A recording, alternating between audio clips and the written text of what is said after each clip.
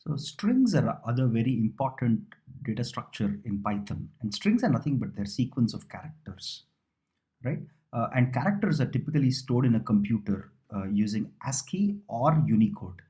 And in Python, strings are by default sequence of Unicode characters. Unicode and ASCII are two different standards on how do you represent characters, right? And Unicode basically has can represent characters in more languages than ASCII. ASCII is the older format. Unicode is a more modern format which can represent characters in multiple languages and also more special characters, right? So let's understand, let's go through some examples and understand how to create strings. Okay, you can create a string using single quotes. You can create a string using single quotes like this. If you say my string equals to hello, these are put in single quotes, right? And when you print this, you get hello. You can also assign a variable my string here with this value hello. You can also put it in double quotes or triple quotes. Any of these things will work. Typically, triple quotes, as we saw, are used for multi-line. They're typically used for multi-line comments, as we saw earlier when we learned about how to add comments to code, right? So, but any of the three things are valid. So you can either use single quotes, double quotes, or triple quotes to assign a string. Okay, now how do you access characters in a string? Okay, let's understand that. So when you say my string equals to hello, the character at this is at 0, 1, 2, 3, 4. So if you say print my string 0, it will print the capital H as shown here. So this print statement prints capital H.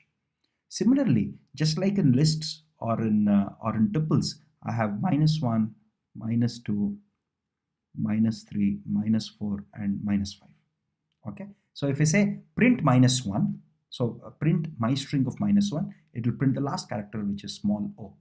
Okay, so this sequence, sorry, this print command prints small o. I can also print, so I have H, E, L, L, O, right? This is 0, this is 1, 2, 3, 4. So if I say my string 2 to 5, right, which means it starts from 2 and goes up to 5 minus 1, which is 4. So it will print LLO as you see here, right? This is how you index a string and get parts of or substrings. You can get substrings by using this numeric indexing, using positive numbers, negative numbers, or a range of numbers. Now the immediate question is, what happens if you try to access a string? So my string, as we saw here, is HELLO, right? But what if I say my string of 15? That doesn't exist, right? Because this is at 0, 1, 2, 3, 4. There is no 15 here. So as soon as you try to do that, it generates an error. It says string index out of range. Just look at the error messages that it gives. It says index error. It says this is index is out of range because the values for HELLO are from 0 to 4, right? HELLO. The O is at 4, 1, 2, 3, right? So 15 is nowhere there. So it gives you an index out of range type of error. Similarly, what happens if you try to give a non-integer value? So if I say my string 1.5, this makes no sense, right? So it says string indices. It also raises an error called type error. And it says string indices must be integers and not floats or double. Okay, so that's important. Now, how do you change or delete a string? Remember, a very, very important characteristic of a string is that strings are immutable. Just like your, just to give you, so your tuples are immutable. Your tuples are immutable while your lists are mutable. So what does immutable means? That you can't take one element and change it. For example, when I try to do this, let's see what happens. Okay, when I say my string equals to hello, and if I say my string 4 equal to small s, so this is 0, 1, 2, 3, 4. So I'm trying to replace this this O with S. As soon as you try to do that, because strings are immutable, this is very, very important. Because just like tuples, strings are also immutable. You cannot do that. Let's look at the error that it generates. It says str object does not support item assignment. It doesn't let you change a single item. It doesn't let you assign a value to a single item. That means that it's again a type error where it says you cannot do item assignment, which means they're immutable. Okay.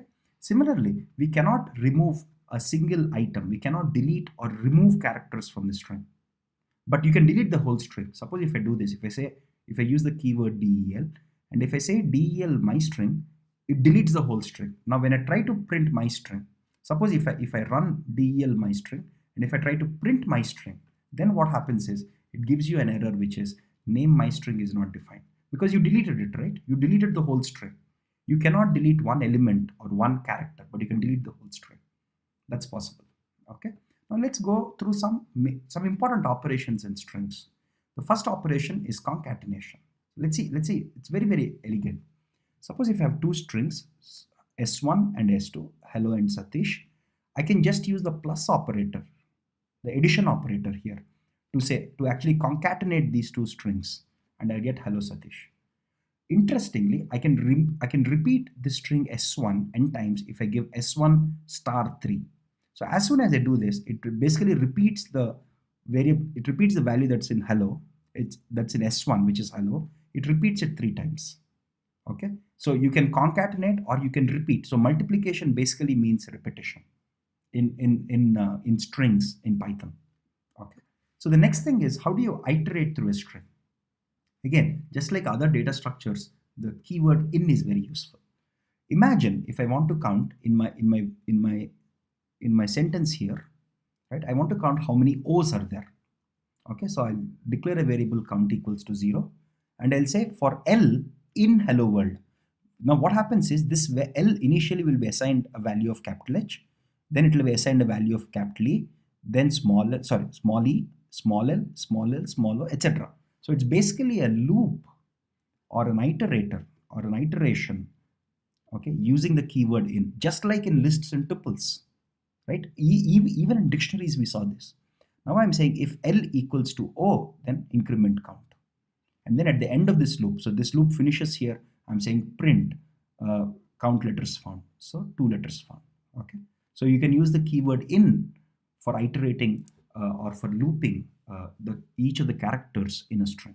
Okay.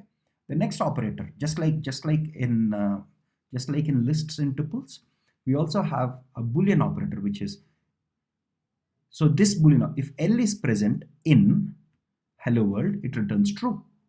Now if you look at it, print or in hello world, because or is there here at this part, or is there, it will return true. Right? So it can be used either for a character, for a single character, or for a substring. Right? This in keyword is very, very useful here. Now there are other functions and methods of string which are extremely useful. Suppose if I have a string hello, which capital H, and if I say lower, if I want to convert into lower case, which means I want to convert this capital H to small h. If I say dot lower, it will all get converted to smaller into smaller case. Similarly, if I take this and I say upper, it will all get converted into all caps, all capital letters. Similarly, if I have a string like this and if I say use the word split, if I use the function split, the function split splits this sentence based on spaces or tabs, right? So what you get here is a list. What you get here is a list with each word being an element of the list.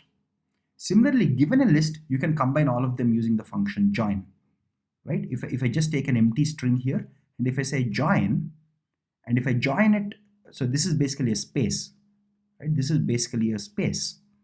If I join it with, if I give all the words in my sentence, right, then it will all get concatenated, because the join function concatenates elements in a list to create a string. Now here there is a small interesting thing that I wanted to show you, right? Now instead of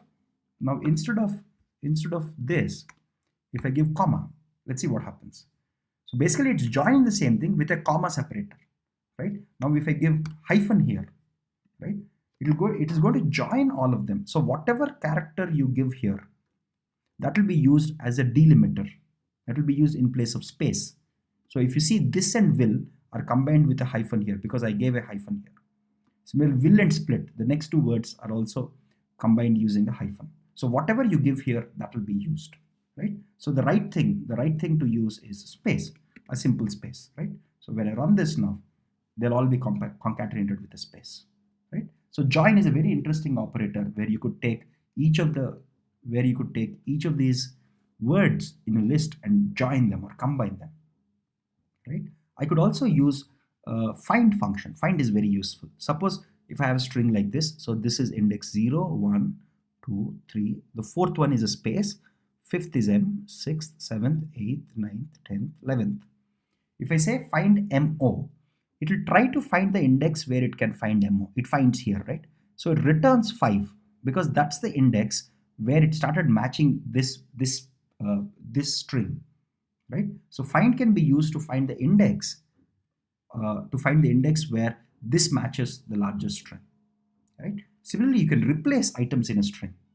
Okay, suppose if I have a string here, bad morning, dot replace bad with good, right? Now it creates a new string called good morning because strings are immutable. Don't forget that, which means it's not really replacing this bad with good. It's creating a new string. It's creating a new string in which it replaces the bad with good. It doesn't replace this string itself. Okay, so just to show you that example, let's improvise this case because I want to show you that example much more clearly. Let's assume I have a string s1 equals to bad morning. Okay, let me keep the bad with capital B.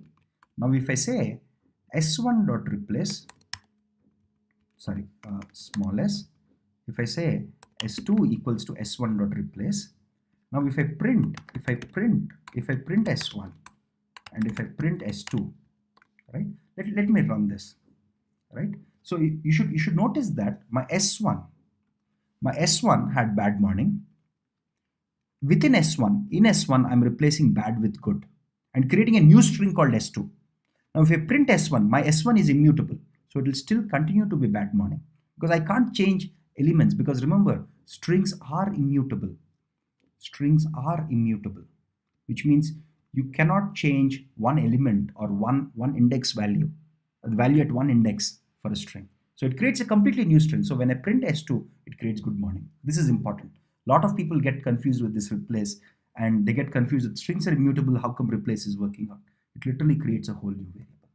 Now let's look at a couple of very simple programs, right? So so let's assume I'm given a string and I want to find if it's a palindrome or not. Palindromes are if you read the string from first to last character or last character to first character, if they're the same.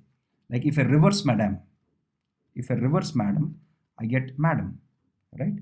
So if they both are equivalent, those are called palindromes, right? First thing, I convert my string into lowercase, and I have a function called reversed, which will reverse my string. So this is my original string, which is converted into lowercase. So my string right now is madam, right? My reverse string is basically reversing this whole thing, which is also madam. Okay. Now, instead of if I say my string equals to reverse string, that will not work because my string is pointing to some location in memory and reverse string is pointing to some other location. So a good way to check if these two strings are same is to convert them to lists first.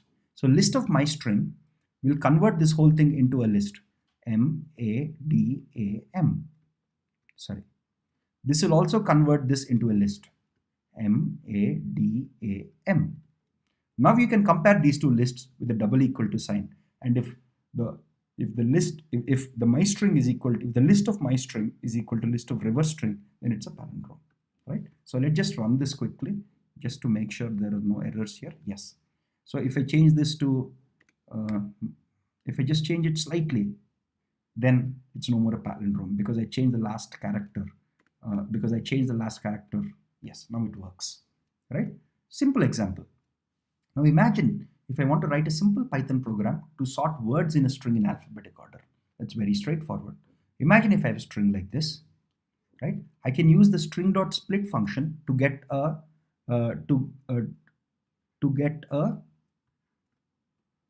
okay. So what this generates is it generates a list for me with each of these words, with Python as the first word, program as the second value, to as the third one, sort as the fourth one, and so on and so forth, right?